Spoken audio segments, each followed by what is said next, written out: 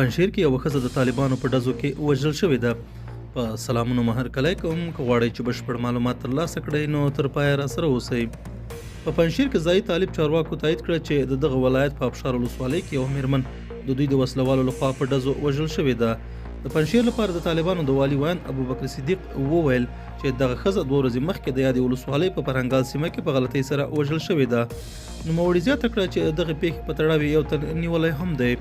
د سیمې خلکو ویلي چې دغه ښځه 2 ورځې مخکې له خپل خاوند سره د څارویو د پوولو لپاره غره ته ختلې وه چې د طالبانو لخوا په ډزو لګېدلې ده. د دوی په وینا دغه ښځه 15 کلونه او 15 ماشومان هم لري. دا زموږ نننی چمتو شوی مطلب. تر بیا ښه وخت او ښې چارې.